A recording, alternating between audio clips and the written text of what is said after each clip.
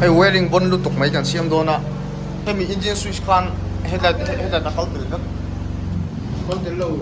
kal tel sai không còn áo bao cổ mồm của xem đâu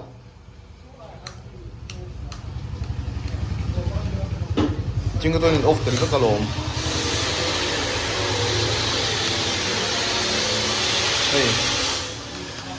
hey hay mi lại nên nó control đấy có lúc mình lúc hey parking về là control tel với cả kalau perfect di nani su chinangnya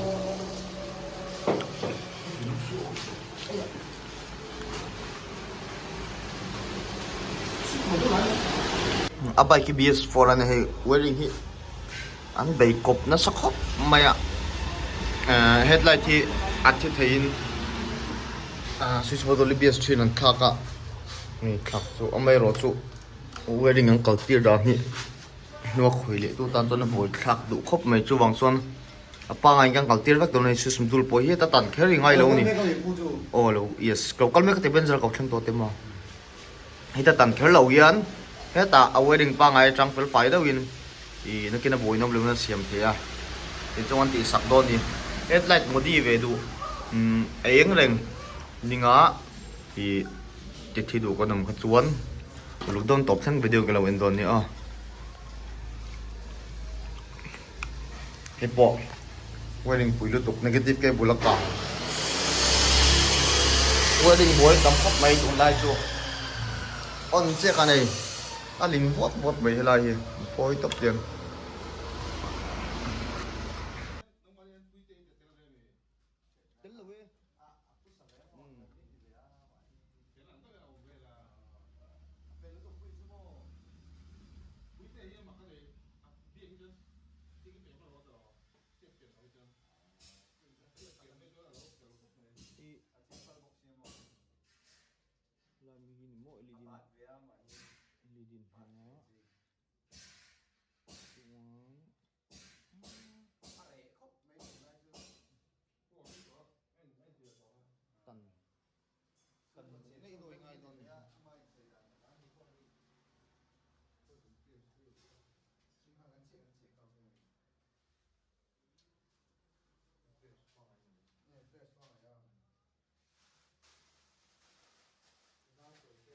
som pakat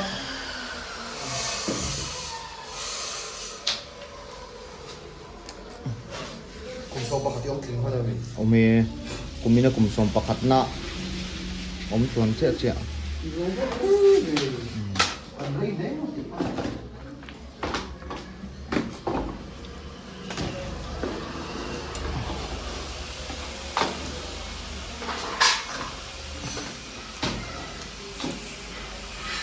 có công về là chiếng tí lốm lề quê lốm lề quê đi còn đàn chú lề hi hi ta sẽ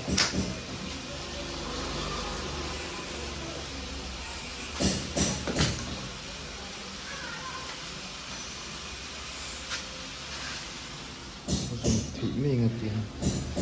đóng chút tầm lỏng lông thì sẽ hơn nhiều cái đó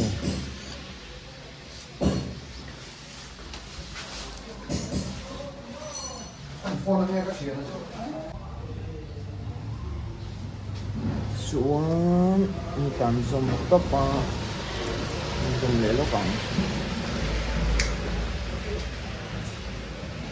positive line nó bật bung ạ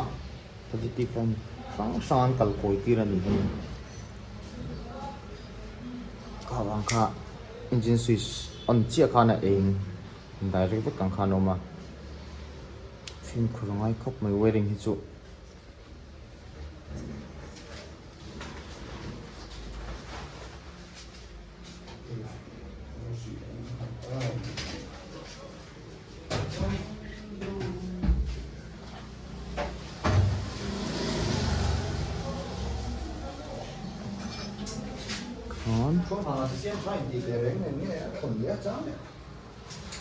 Ni headlight line naman.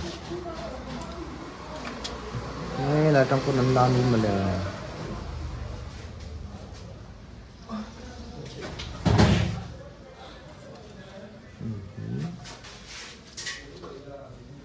nhiều ngoài này đây là những bộ thạc sừng sinh ngoài đây hay là chúng ta tắm bùn về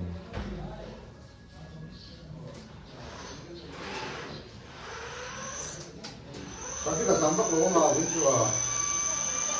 Ji la to to ma. ai dòng lệ hơn luôn rồi Ka bu lu tu to ni sa. Ni ông gì à? à bồi thạc này nuôi này cần đàn hi mò Chum ba ma ne. Cái đuôi nó chum đi na bi. cái sáng phải dầu xuống cái xe hay tí nên hù về mai rồi chơi parking headlight như vậy thì dòng ngày này ông to lâu đấy đến tận đây à sao cái tóc pin là đắng em dần sọc mấy tuổi ngay là switch bút trong hình là peng bọc ạ thế là pen lâu hiền hay pa ngày vô hiền cả tia đàn hi ôm ạ chứ sao cần thì lăng đô này nghe tấm tắc tuần thì lăng đủ cái này ra anh chỉ lấy mấy thì em này rồi tụ tăng xét với trái cái gì à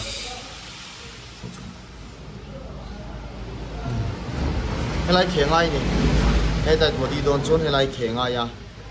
cái ta trăng hiền phải đâu nó cầu tiệt thì à số này ta trăng gan tì tổn hụt chốn xí bút bôi à đang lâu thắc đồn pon thì mấy là thắc tập thế này ta wedding cầu coi tiệt lẽ vắt cầu cọp tiệt vắt ngay lâu khan số khé ngay thì hiểu vài khé khét qua ngay lâu nè ta hiền lâu lòng hal mèm ắt tận tủ thâu ôm ạ xuân wedding à po anh mà hồi nó ôm lâu anh tụ nó cần tị đàn tụ chút tiền in amma ero chu du thu sam chuan in modi lo hi du thu sam ania ti dang lam lo hi amma ero chu eng reng hi chon battery te lo he ve do thina battery lo ti vel te eng vel te khang du thina wang khan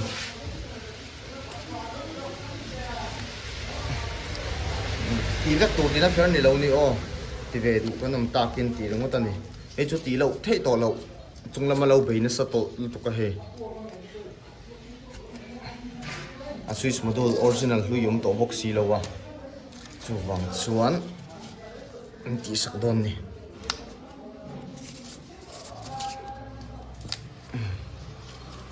hi fog light ting kal cha do lek no thiam shui eng o manga ta hian eng ho ko headlight low high parking tiếng không ta tiếng căng khề lăng ta chuan he apoi mo ho chu a suyeng lian ber pakhat hi headlight a main line khan ta chuan aya a sui te hi a eng ho han ta hi a eng tak khâu kha o tiếng poi eng angin lang tho ma se a eng tak lo hei chu khui che tangai lo ni tiyan eng takhi pali om bok ta le ku apol nge o pol eng tak le pol tlem pol khani chuan hei tan anga ya chuan hei parking ho khan ta ni headlight ta achi pa parking pahni le headlight parking pa ngai ho khan ta hi chuan kan tananga heta switch budul tang hian hei mi tang hian ti dang lam ngai ni lai switch budul tang hian chuan kan soi le don he lai ti dang lam dan hi o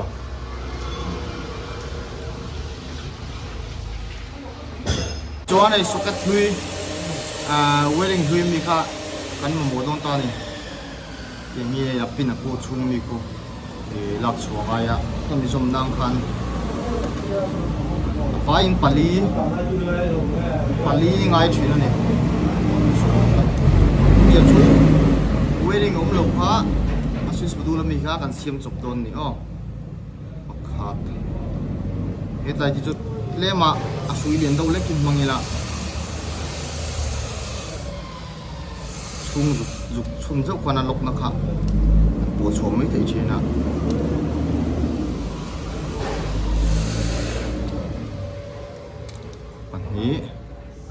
pani la leng o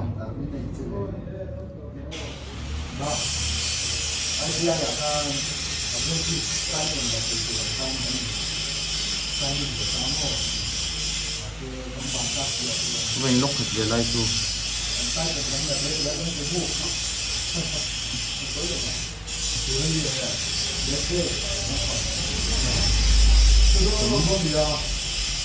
có kata lang ayo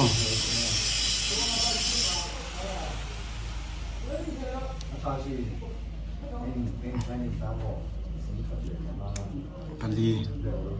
oh hay tiếng pali hi gan mà moni oh cái tiếng pali hi chan chu pan soi le don ne hemi sokat gan ma mo chan soi achunga khuan original a khuan tin li chiu mani chu chu a ol i hemi ol a hian hemi light tel lo hian hemi light tel lo hian khat ni thum li a hian socket ti siam belangai ni oh hian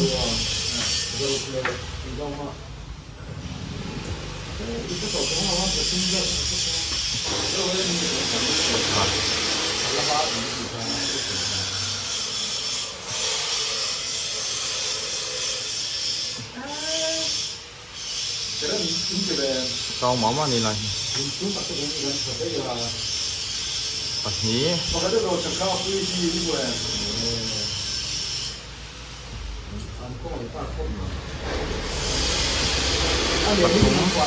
hồ lú chiếc khăn này mì câu hay lai câu tắt cái này in lốc này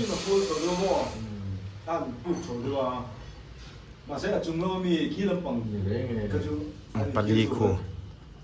thì quá socket cái BS3 socket tăng chiếc khăn là kiếm tổ ta này vài in chuan chui eng ho kha ting an tan bung vek tain jom na khan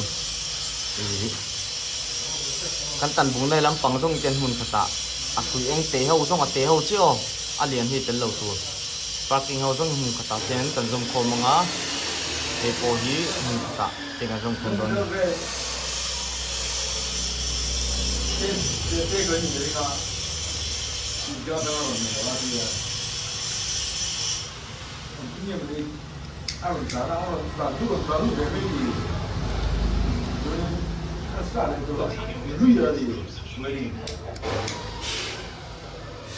Allora, adesso si vede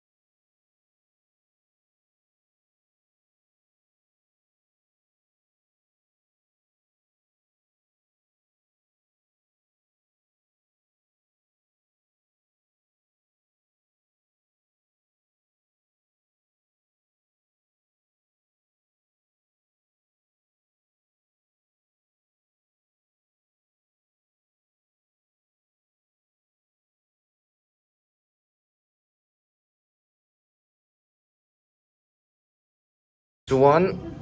zom dan hi hem ni eng pan hi le hi socket kan hem ni eng pan hi le hi socket kan bo bel kha ni ta son helai mi pan hi lo chok zok khi wiring lam nai lo zok oh the them meng chumo hem ta pani hi headlight shui inga khang zom ta ni mala te khan hei kal tha hei lai hian hei shui eng valang lo ve hei amalai kan zom ta chuan a pakhat hi a chunglam mala tin an zom ve le che ta chuan ambulami socket pahni kan siam bel le kha parking a kan zom ve le che ni hei tian parking a kan zoma chuan helai chunglam hi parking a kan zom ve le boka kan chiang chu mo helai zom dan tak hi amodi lai tak chu ne poimo lai tak chu bracket kan soina le pang o helai hei wearing pahni a socket kan siam chop kha chem pahni chuk ta du zo zo khan ni me hei chu pakhat jok kha eta a single line jok kan headlight a eng line a han zoma hnoi po pakhat chuan a pahni helai kan siam bel le che kha parking line zom khom vek tur kan tika shui eng hawa khan kan zom lia chon hnoi lam poi shui eng hawa khan tian tin chen chung lam kan zom ve le ta zom black tapping an thu banga ti khan eng ma dang ti dang lam ngai lo ni headlight vela kata ti vela ngai lo helai che ti dang lam khan i headlight ka thi veka on off khan om thei ni kan ti zo huna khalo ti lang le don ni o kan vo zo he test chinang o cha bi ona headlight ta thia kan parking po thi veka chuan headlight to lang eng chen ni chuan parking a chung lam eng ma tan bungai lo he tang khan thi thei khan a siam thei veka ni ting fel fai deuh tom le mai khan ya zo ta